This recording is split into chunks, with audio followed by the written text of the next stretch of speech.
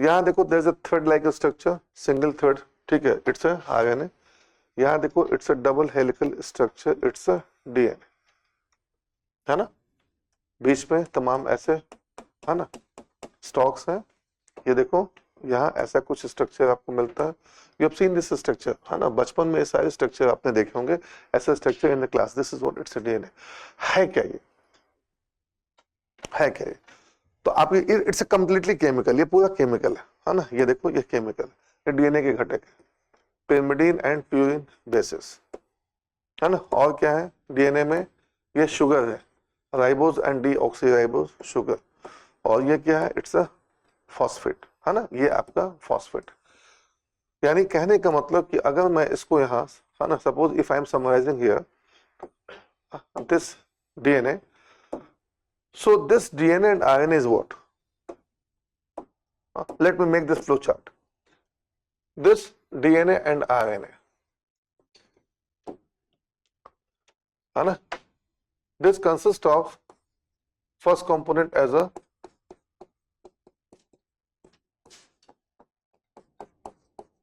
nitrogenous base. Second component is what? It's a sugar.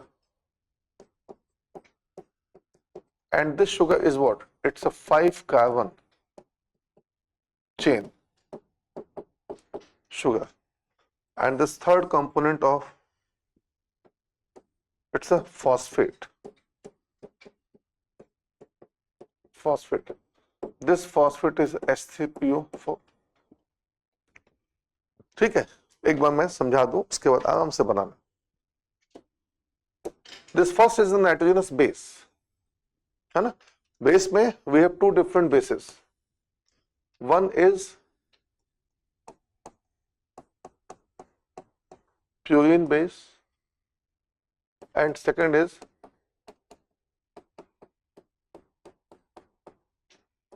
pyrimidine base,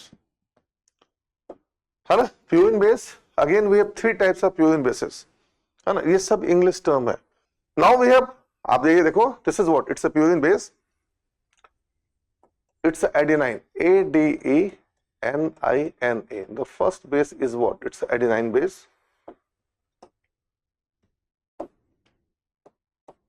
Fine. Second is guanine, GUANINA. Pyrimidine, we have 3 bases, uracil, URACIL, cytosine and guanine, GUANINA. So we have 5 terms. See here, we are going to use these terms, है ना। हम लोग आगे use करेंगे क्या?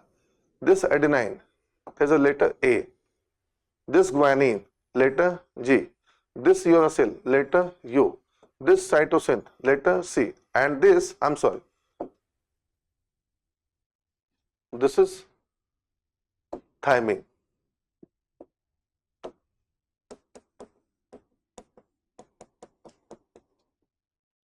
ठीक, this is what? It's a T. These are 5 letters. ये 5 letter हैं। और जितना भी जेनेटिक इंफॉर्मेशन है, all genetic informations, whether you are male or female, it's a genetic information. You're tall or short, it's a genetic information, right? Your eyes are black or even colored, it's a genetic information, right? तो जो कुछ भी हो, it is all about genetic information, right? And genetic information is hidden only in these letters A, T, G, and C. कैसे, that we are going to deal with. Right? All genetic informations are written only in 5 letters. And technically in 4 letters because DNA में आपको A, T, G, and C मिलता है ना। So we are going to inherit character from father to one generation to other generation. इसका मतलब क्या? We are going to carry forward the characters hidden in these 4 letters A, T, G, and C. कैसे वो हम देखेंगे, तो इसीलिए थोड़ा सा स्पेसिफिक रहना। आज का जो क्लास है थोड़ा सा टेक्निकल है, तो आराम से बैठोगे, समझोगे, तभी समझ में आएगा। दाएं बाएं करोगे तो चीजें स्किप करके चली जाएंगी। So there are 5 letters, right? Adenine, guanine, thymine, cytosine तथा uracil.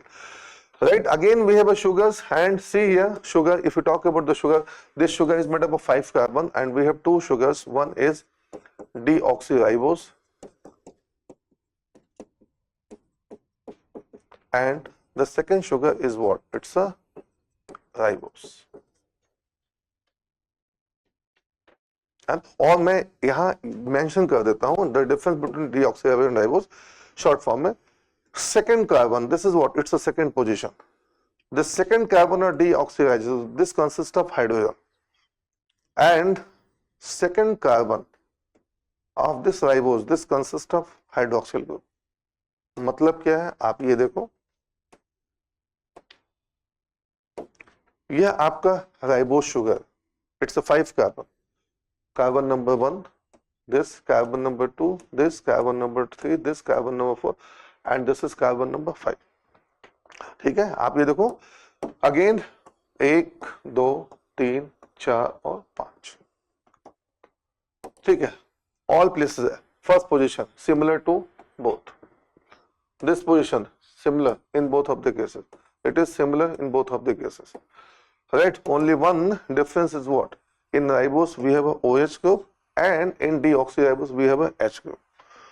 सो लीव ऑल, बाकी आपको जानने की जरूरत नहीं. हम लोगों ने यहाँ क्या मेंशन कर दिया? See here we have already mention in deoxyribose second carbon consist of hydrogen and ribose में second carbon consist of OH. बाकी तो छोड़ दो क्योंकि बाकी आपसे कुछ पूछता नहीं है, एंड इसलिए नहीं पूछता है because the rest of the positions are similar in both of the cases. First, third, fourth and fifth positions are similar. Sorry, and this is what? It's a H3PO4. तो आप ये देखो यहाँ से है, ये आपका साइटोसिन है. इट्स अ केमिकल, है ना? ये आपका केमिकल साइटोसिन. ये आपका थायमिन इज अ केमिकल, ये आपका ग्वानिन इज अ केमिकल, ये आपका एडेनिन इज अ केमिकल. यानी entire DNA is what? Nothing but it's a chemical. And DNA is what? It's a gene, है ना? And gene is occupying where? In the nucleus part of cell. So technically cell is nothing but it is made up of chemicals. And you heard about law of conservation of mass. Mass can neither be created nor be destroyed. द्रव्यमान का ना तो सृजन हो सकता है ना विनाश हो सकता है, ओनली ट्रांसफॉर्मेशन हो सकता है. दिस इज द जस्टिफिकेशन कि आप मर जाते हो, मरने के बाद आपकी बॉडी का 90% आपकी बॉडी का 90% part is it's water, vaporise हो गया. And the rest of the 10% of your mass is what? It's a chemical inside, and that chemical is going to be mixed. कहाँ? मिट्टी में, right? तो इस शरीर में जो कुछ है, हाँ, there's nothing. It is made up of क्या है? कार्बन, हाइड्रोजन, नाइट्रोजन, ऑक्सीजन, यही तो है आपकी बॉडी में. और मरने के बाद क्या हुआ?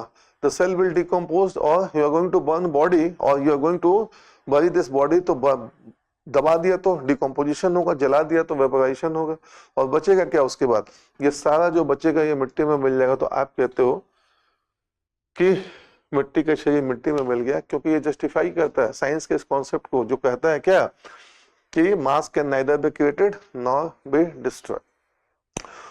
तो आपके शरीर का हर अंश जो है, every part of your body is what? It is made up of chemical, and these chemicals are arranged in such a way.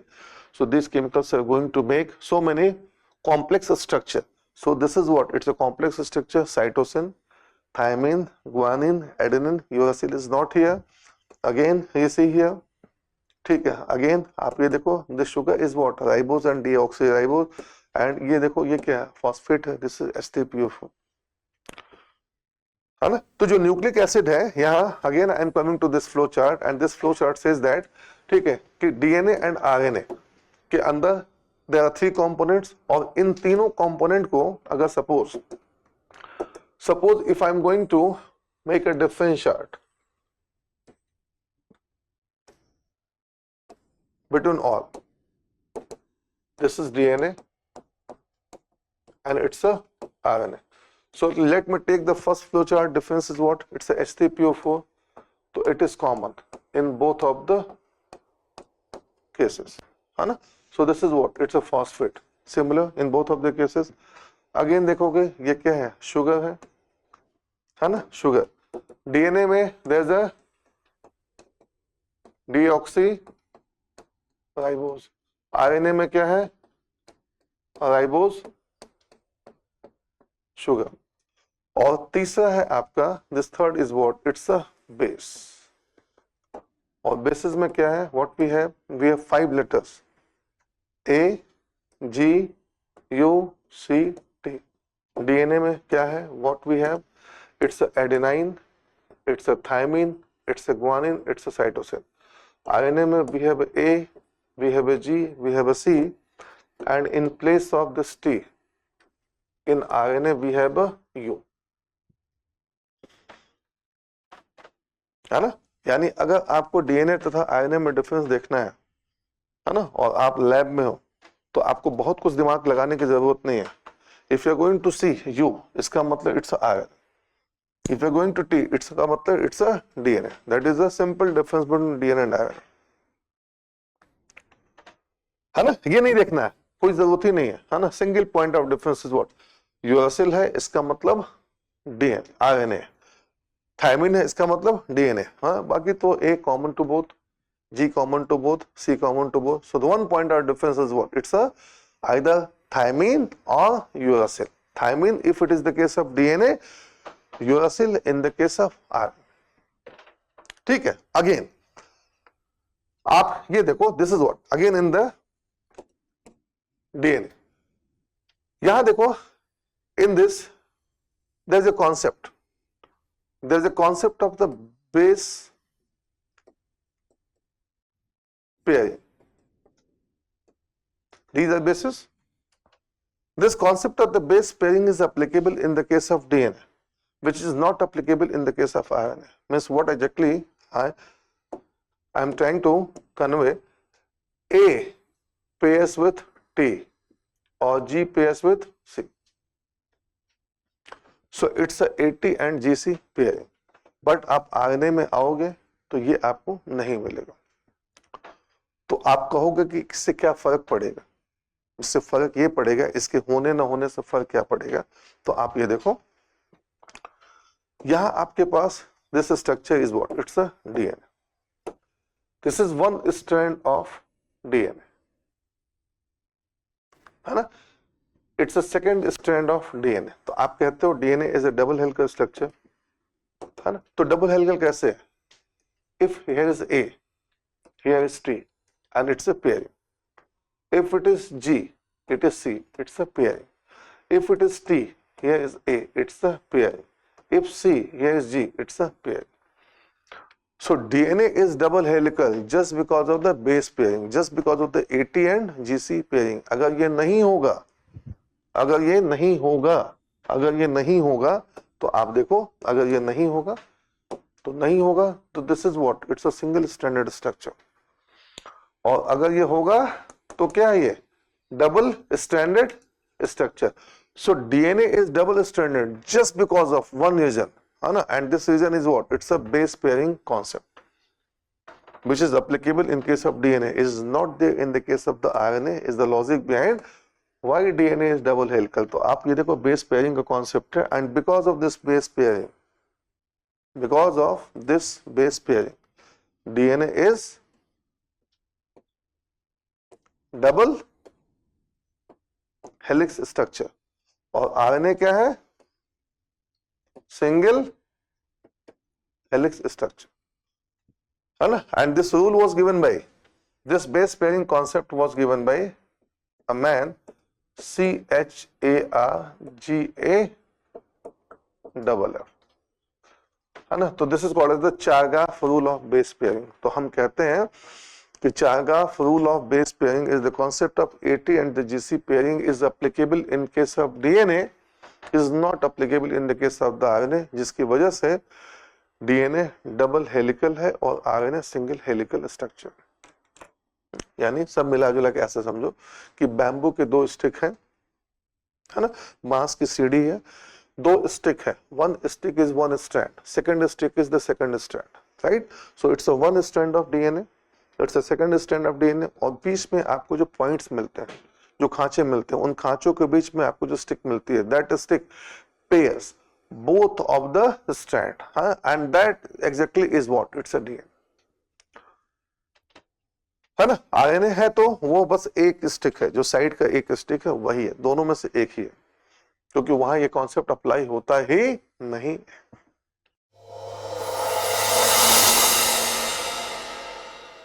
For more informative content, like, share and subscribe And do not forget to press the bell icon to get the notifications.